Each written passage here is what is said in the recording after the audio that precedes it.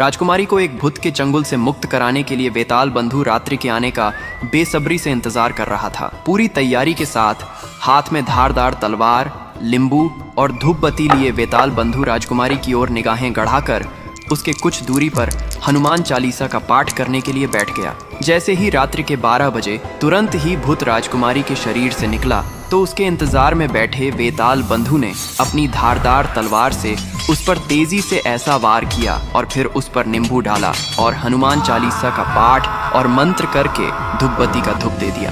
तुरंत ही वह भूत वेताल बंधु के वश में हो गया। अब वेताल बंधु उस नींबू को पानी में बहाने के जाता है, लेकिन जाते जाते भूत ये कहता है, मैं फिर से एक बार जरूर आऊंगा, याद रखना। नींबू पानी में बह गया और वेताल बंधु वापस राजमहल की ओर लौट आया। तब तक सुबह होने का समय भी होने वाला था। राजमहल में जब वेताल बंधु ने राजकुमारी चंद्रकला को जगाया तो हमेशा अचेत अवस्था में रहने वाली राजकन्या तुरंत उठकर बैठ गई, क्योंकि अब उसके अंदर से वह काला छाया निकल चुका था तो उसका प्रभाव भी खत्म हो चुका था। राजकुमारी उठते ही हैरान थी। उसे ऐसा लग रहा था जैसे पता नहीं वह कितने सालों से नींद में थी। जब वेताल बंधु ने राजकुमारी से उसके स्वास्थ्य के बारे में पूछा कि अब तुम्हें कैसा लग रहा है, राजकुमारी ने अपने आप को बिल्कुल ठीक बताया। तब तक सुबह भी हो चुकी थी। उधर राजा भी पूरी रात सोया नहीं था, उसे बस इंतजार था तो सुबह का।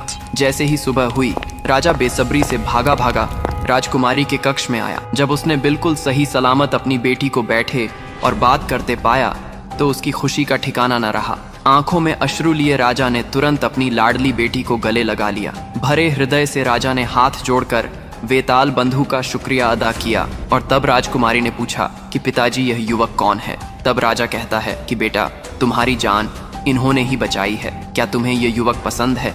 राजकुमारी ने तुरंत हाँ कर दी और राजा ने वेताल बंधु को कहा कि हे युवान, आज तुमने मेरी बेटी को बचाया है, आगे भी तुम ही इसका ख्याल रख सकते हो, इसीलिए मैं अपनी बेटी का रिश्ता तुमसे करना चाहता हूँ। क्या तुम्हें मेरी बेटी पसंद है? वेताल बंधु ने तुरंत हाँ में हाँ भर दी और राजा ने राजकुमारी चंद्रकला का विवाह वेताल बंधु के साथ कर दिया। जब राजा ने वेताल बंधु को अपना दूसरा नगर देना चाहा तो वेताल बंधु ने राज्य लेने से साफ साफ मना कर दिया। ऐसा स्वाभिमानी दामाद पाकर राजा चंद्रसेन खुशी से फूला नहीं समाया। उसने खुशी खुशी बहुत सारा धन देकर अपनी बेटी चंद्रकला को वेताल बंधु के साथ विदा कर दिया। जब राजकुमारी चंद्रकला को ले वेताल बंधु अपने राज्य उज्जैन नगरी पहुंचा तो वेताल बंधु का पूरा परिवार बहुत ही खुश था, क्योंकि वह एक अप्सरा जैसी बहू और साथ में बहुत सारा धन जो अपने साथ लाया था। वेताल बंधु की भाभी समेत पूरे परिवार ने उन दोनों का हार्दिक स्वागत किया।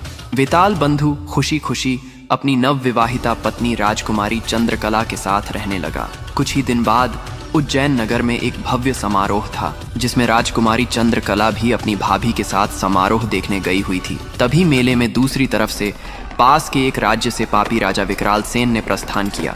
इतने बड़े पापी को देखकर समारोह में हड़कंप मच गया। हर कोई अपनी जान बचाने के लिए इधर उधर भाग रहा था। पापी राजा विकराल सेन को देखकर राजकुमारी चंद्रकला भी अपनी भाभी के साथ जब समारोह से भागकर जाने लगी, तभी पापी राजा विकराल सेन की नजर राजकुमारी चंद्रकला पर पड़ गई। राजकुमारी के रूप, यौवन और सुंदरता को देखते ही पापी राजा विकराल सेन उस पर मोहित हो गया। उसने अपने पूरे जीवन काल में बहुत सी स्त्रियों के साथ खेला था, पर आज तक उसने इतनी सुंदर स्त्री कभी नहीं देखी थी। पलक झपकते ही उसने चंद्रकला को उठा लिया और उसे राज्य के बाहर अपने राज्य में ले गया। आगे की कहानी जानने के लिए डिस्क्रिप्शन और कमेंट बॉक्स में लिंक है, या फिर आप इस पर क्लिक करके देख सकते हैं।